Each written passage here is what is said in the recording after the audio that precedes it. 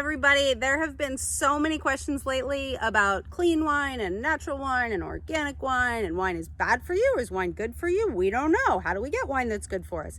So I am here today with the 2008 Côte Bonneville in the Côte Bonneville block where we grow these grapes to help answer some of those questions. And the reason I have the 8 Côte is because last week we bottled the 18, but that one's not ready to drink yet. And since I'm gonna have a glass while I talk about this, wonderful aromatics, wonderful bouquet. Part of the reason we do all of these things is to make sure that you can trust every single bottle of wine that comes out of Côte Bonneville. And a lot of ways, quality and wellness go together. Like, we don't put tons of stuff in the vineyard to start with, and I talk a lot more about that on Fridays. So if you're interested in how we grow such sustainably by nature grapes, follow us on Fridays for a Vineyard Minute. Go back in and start from the beginning. And we talk about a lot of the things that we don't have to do because of our climate. And then when we pick the grapes, these Cabernet grapes right here, we'll go into, they come into the winery, they get destemmed and crushed. We do add yeast. It's cultivated yeast that have been selected from various cellars around the world.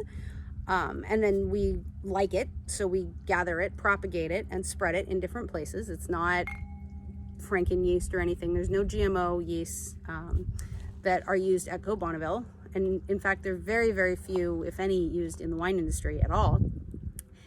And so we do this to make sure that the yeast will finish the fermentations. You can use natural yeast in your winery, but there are quality potentials or stuck fermentation potential risks, which will leave sugar in your wine, which is bad for quality. And if you're worried about low sugar wines, you want to use cultured yeast to make sure you finish your fermentation. And actually, sometimes natural yeast have a higher percentage of histamines. They'll actually give allergic reactions to some people. So if you're worried about allergic reactions, you should stay away from wines that are natural or native yeast, because you're more likely to not be allergic to the ones that were selected, in part because they don't produce histamines. Now, we do feed our yeast because the nutrient status of these grapes is so low, and again, we want to ferment all the way to dryness and make sure there's no sugar left in this bottle.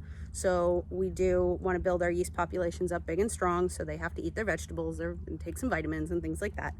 But that is pretty much it until we finish primary. And then fermentation, we get into malolactic fermentation, and we add bacteria for exactly the same reasons.